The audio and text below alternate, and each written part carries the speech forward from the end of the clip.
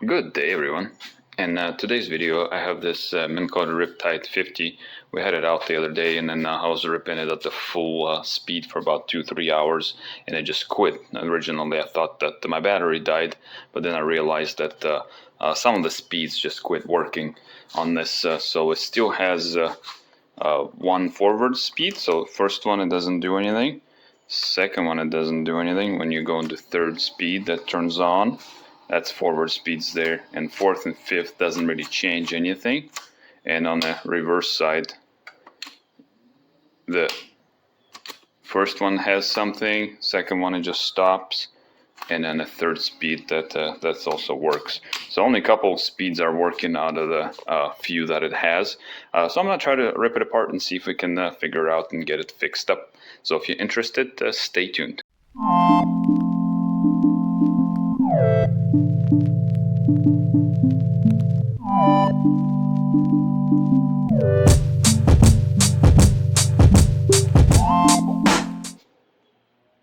Alright, to get started, I'm going to take the front cover off. It looks like there's just a few Phillips screws in there.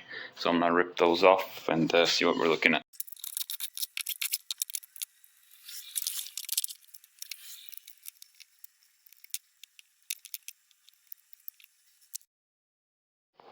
Alright, so this is inside of the trolling motor, and this is the main positive and negative coming in right here, and you can see they are melted a little bit. The insulation is melted, so they got really hot.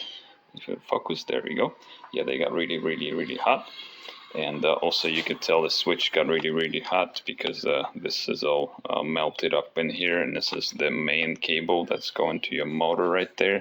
That's also got melted up a little bit, so I definitely didn't like to be in the high gear for that long. Plus this motor is fairly old, so it could be years of abuse like that. So my plan of attack is I'm gonna cut some of these cables back, the damaged cables where insulation is good. I'm gonna put new connectors on. I'm gonna order a new switch. Since we know the motor turns on and then it is good, and I'm just gonna order a new switch. These things are pretty cheap. They're like 15 bucks. I found one on Amazon. I'm gonna put it in the description there if you want to pick one of these up.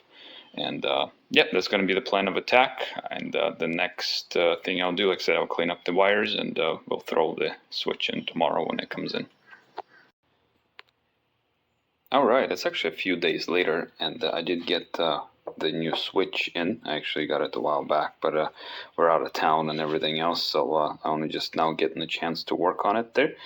So the new switch came in. It was like 20 bucks, and the only thing I'm noticing different with the new switch, it came with the bag of bolts and nuts. And the pins are also drilled out compared to the old one. This is the old one that's melted. So you could use like a lugs, like I have here, and use these bolts to tighten those versus the original connectors like we have. So I kind of maybe jumped the gun. You could definitely use these connectors and connect it to the new switch and pop it back in and be good to go. But I'm assuming they kind of know of the issue of the it to overheat, and probably what's going on. I'll show you on this one. Since it's not making a good connection, this is heating up, and then that's how you would more or less ruin the switch and melt the wires like we did before. So I'm gonna kind of eliminate this issue by installing some of these lugs and using my crimper tool to install those. This is hydraulic crimper, and that would make me give me a much more solid of the connection compared to just having this little slide-on connectors like they have originally. So I'm going to more or less switch over to the lugs, hopefully have better connection so I can eliminate this problem going in the future. Another thing I was going to note, I use a little solder to solder this to make it to help make it this more solid of a connection. But the problem with that also, whenever it starts heating up, it actually reaches the high enough temperature, it could melt the solder and then melt the wire again. So I'm not going to record me putting those lugs on with my hydraulic crimper, but I will show you the finished product, and it'll be just back in just a minute.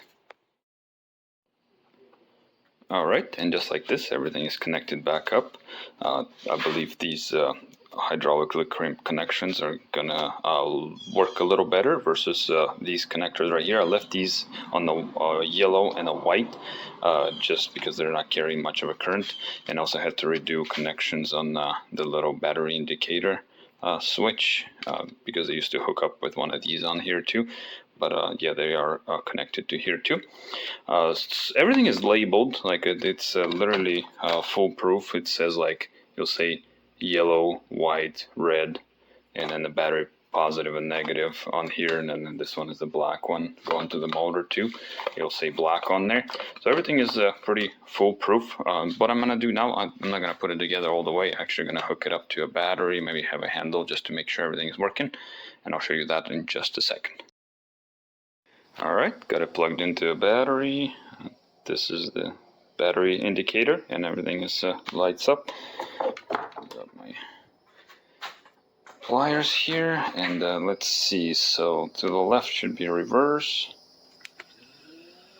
first speed, second speed, third speed. Alright. And to the right should be forward gears. 1, 2, 3.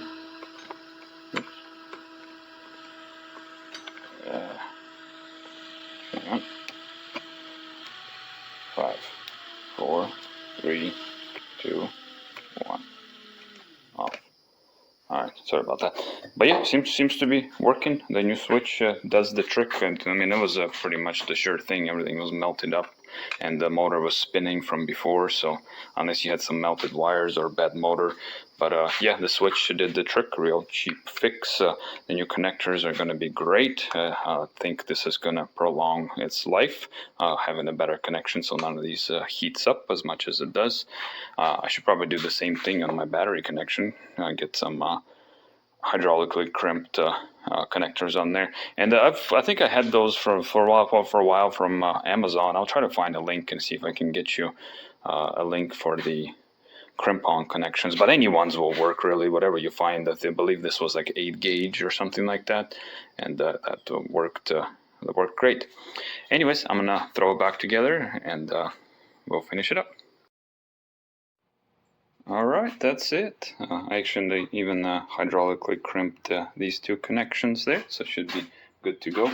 This is a crimper I use. This is just a Harbor Freight one, I believe. I got it a long time ago. But it does work good. It does make good connections if you want it to not to melt your connections that way. And show you how it works. So you have 1 forward, 2, 3, 4, 5. Goes back, and 1, 2, and 3. Cool. I'm real happy. This works also. I'm just gonna press it hard. There it is. And yeah, so that's it for this project. I hope this helps somebody. They're not that intimidating inside. This is actually my first time being inside one of those, and they don't look very bad inside. Pretty simple, let's put it that way.